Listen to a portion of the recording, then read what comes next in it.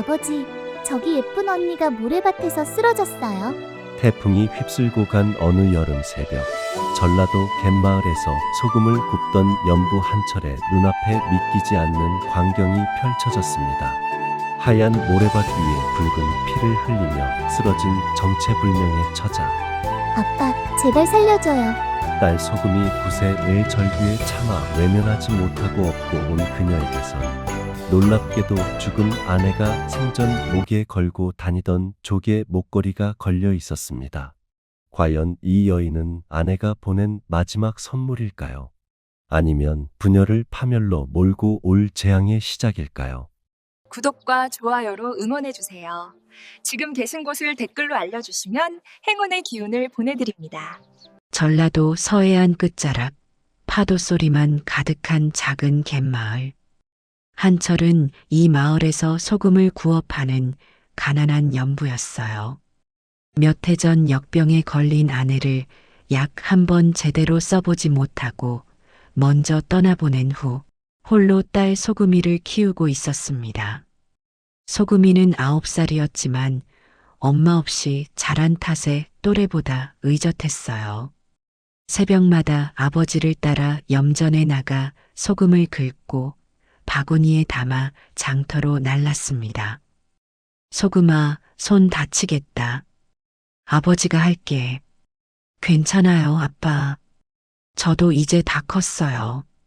소금이의 작은 손은 거칠어져 있었지만 그 눈빛만큼은 엄마를 닮아 바다처럼 맑았어요. 어느 여름날 밤 태풍이 몰아쳤습니다. 바람이 지붕을 뜯어갈 듯 사납게 울부짖었고 파도가 집 앞까지 밀려왔어요. 소금아, 무섭지? 아버지가 안아줄게. 아니에요, 아빠. 엄마가 하늘에서 우릴 지켜주잖아요. 소금이는 목에 걸린 작은 조개 목걸이를 만지작거렸습니다. 엄마가 죽기 전 소금이에게 준 마지막 선물이었어요. 태풍이 지나간 다음 날 새벽이었습니다. 아버지, 저기 봐요. 염전으로 향하던 소금이가 갑자기 소리쳤어요. 한철이 달려가 보니 모래밭 위에 한 여인이 쓰러져 있었습니다. 화려한 비단옷은 찢겨져 있었고 이마에서는 피가 흘러내렸어요. 손목에는 밧줄에 묶였던 자국이 선명했습니다. 아버지, 이 언니, 죽은 거예요? 소금이가 여인의 손을 잡았어요. 차가웠습니다. 하지만 그 순간 한철은 놀라 뒤로 물러섰어요. 여인의 목에 걸린 조개 목걸이. 그것은 죽은 아내가 차고 다니던 것과 똑같은 모양이었습니다. 이게 어떻게... 한철은 떨리는 손으로 여인의 목걸이를 만져봤어요.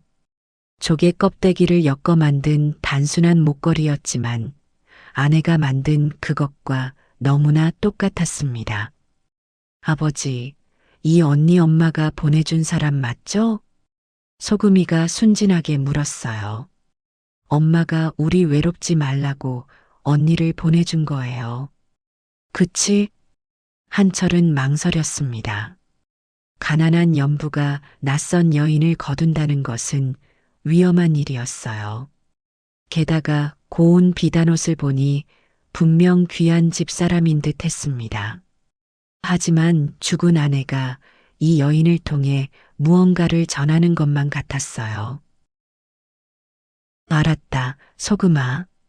집으로 데려가자. 한철은 여인을 등에 업었습니다. 사흘이 지나 여인이 눈을 떴어요. 여기가 어디죠? 연부의 집입니다. 모래밭에서 쓰러진 걸 제 딸이 발견했어요. 여인은 천천히 주위를 둘러봤습니다. 낙지만 깨끗한 방 그리고 자신을 걱정스럽게 바라보는 한철과 소금이. 저는 제 이름이... 여인은 머리를 감싸 쥐었어요. 기억이 아무것도 생각나지 않아요. 하지만 그날 밤 여인은 악몽을 꾸었습니다. 꿈속에서 누군가 소리쳤어요. 이 역적에 따라 내 아비가 영모를 꾸몄다. 팡! 채찍이 등을 후려쳤습니다. 으윽! 자백하지 않으면 죽을 때까지 때릴 것이다. 팡! 팡! 여인은 비명을 지르며 깨어났어요. 괜찮으세요? 한철이 물을 떠왔습니다. 여인은 떨리는 손으로 물을 마셨어요. 등이 아렸습니다. 꿈이 아니었어요. 실제로 채찍을 맞았던 기억이었습니다. 며칠 뒤 마을에 현감 박달수가 순찰을 왔어요. 박달수는 탐욕스럽기로 소문난 관리였습니다. 백성들에게 무리한 세금을 걷고 거두지 못하면 곤장을 쳤지요. 여봐라, 이번 달 소금세를 걷어라. 현감님, 태풍 때문에 염전이 다 망가졌습니다. 조금만 기다려 주십시오. 뭐, 감히 관의 명을 거역하느냐. 팡! 박달수의 하인이 영부의 등을 쳤어요. 아! 다음 주까지 내지 않으면 목을 칠 것이다. 한철은 멀리서 그 광경을 보며 주먹을 쥐었습니다. 하지만 더 큰 문제가 다가오고 있었어요. 어느 날 밤 여인이 또 악몽을 꾸었습니다. 이번에는 더 선명했어요. 내 아비 홍판서가 영모를 꾸몄다. 공범을 대라. 여인은 물속에 머리가 처박혔습니다. 으윽, 꺼. 숨이 막혔어요. 물이 코와 입으로 들어왔습니다. 공범을 대지 않으면 죽인다. 다시 물속에 처박혔어요. 한참 뒤에야 끌어올려졌습니다. 저는 아무것도 몰라요. 이 계집이 끝까지 버티는구나. 여인은 비명을 지르며 깨어났어요. 언니 괜찮아요? 소금이가 옆에 앉아 있었습니다.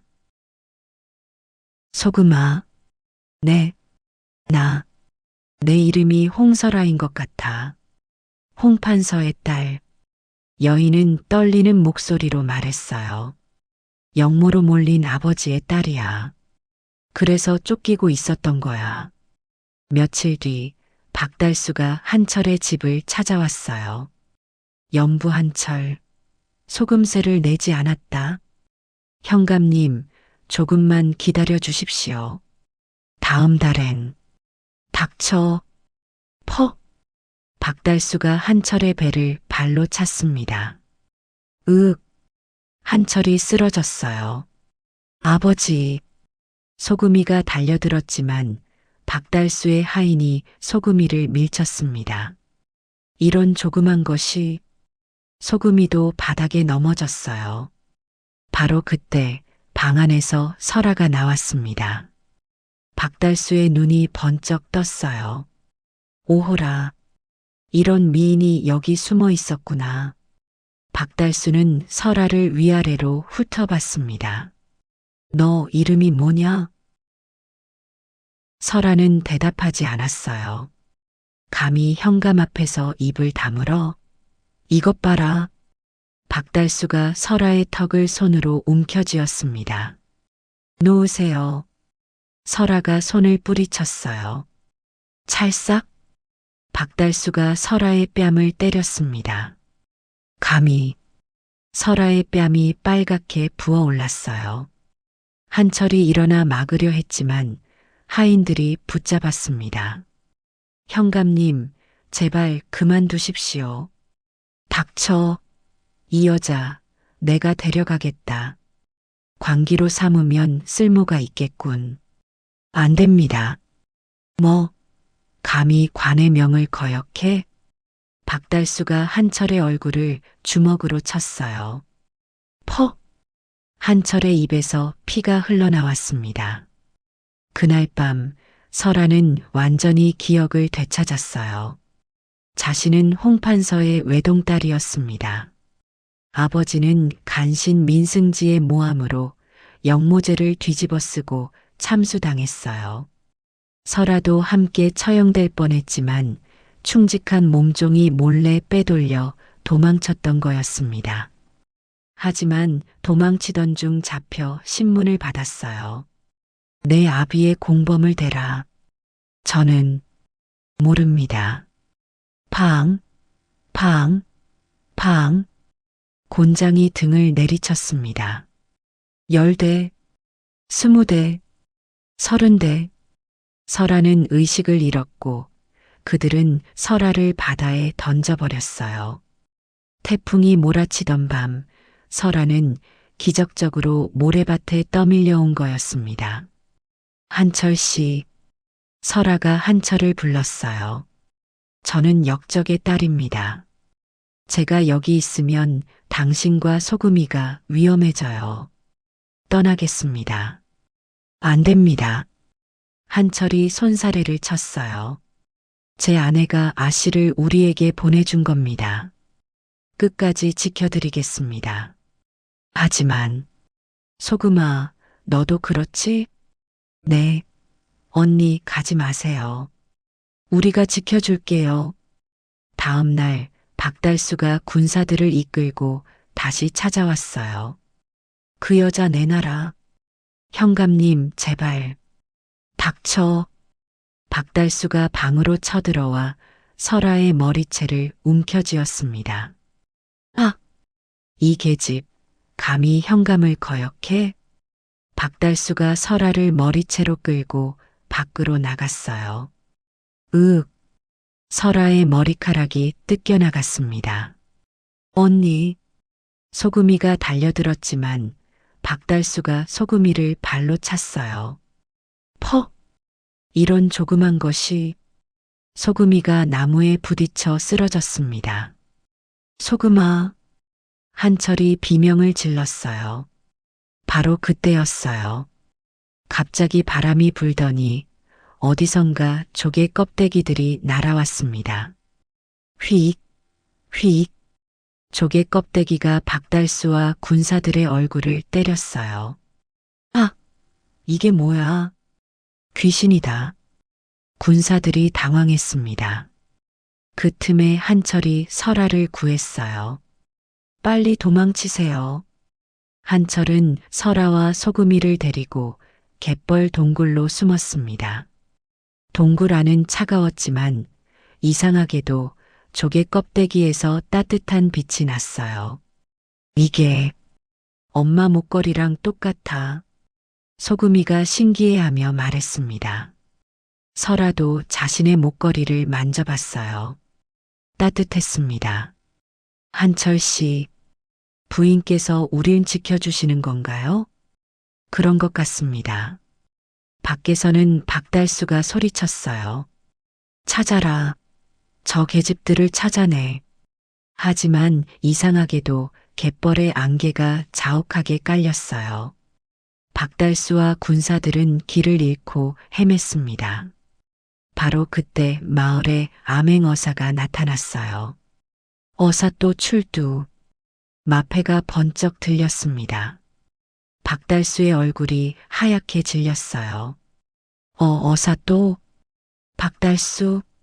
그대는 백성의 피를 빨아먹고 무고한 여인을 폭행한 죄로 체포한다. 저는 어사또가 차갑게 말했어요. 그리고 이 여인은 역적이 아니다. 홍판서는 무고하게 누명을 쓴 것이 밝혀졌다. 설아의 눈이 커졌어요. 정말인가요? 그렇소. 진짜 역모를 꾸민 자는 민승지였소. 이미 한양에서 체포되었소. 마을 어귀에서 즉석 재판이 열렸어요. 박달수, 그대의 죄를 밝힌다. 백성에게 무리한 세금을 거둔 죄, 폭행한 죄, 무고한 여인을 괴롭힌 죄, 곤장 50대를 선고한다. 안 됩니다. 제발. 박달수가 애걸했지만 소용없었어요. 팡, 팡, 팡. 아! 살려주세요. 박달수의 비명이 마을에 울려 퍼졌습니다. 10대, 20대, 서른대. 마을 사람들이 환호했어요. 잘됐다. 마땅한 벌이다. 한철과 소금이 그리고 설아도 그 모습을 지켜봤습니다. 방, 방, 40대, 50대. 박달수는 바닥에 엎어졌어요. 등이 피범벅이 되어 있었습니다. 박달수, 그대는 귀향을 보낸다. 평생 돌아오지 마라. 처벌이 끝난 뒤 설아가 박달수 앞에 섰어요. 박달수, 박달수가 고개를 들었습니다. 설아는 조용히 그러나 단호하게 말했어요. 당신이 저를 때렸을 때 참았습니다. 머리채를 잡고 끌 때도 참았습니다. 하지만 소금이를 발로 찼을 때 저는 결심했어요. 설아의 목소리가 떨렸습니다. 당신 같은 사람은 절대 용서할 수 없다고. 박달수는 고개를 떨구었어요. 설아는 돌아서며 마지막으로 말했습니다. 한철 씨와 소금이가 저를 살렸습니다. 그 은혜를 평생 갚겠습니다. 며칠 뒤 한양에서 정갈이 왔어요. 설아의 아버지 홍판서의 누명이 완전히 벗겨졌고 가문이 복권되었다는 소식이었습니다. 한철 씨, 저는 이제 한양으로 돌아가야 해요. 설아가 말했어요. 하지만 당신과 소금이를 잊지 않겠어요. 언니, 정말 가야 해요? 소금이가 울먹였습니다. 소금아. 설아가 무릎을 꿇고 소금이를 안았어요. 언니가 약속할게. 당신들을 꼭 다시 만나러 올게.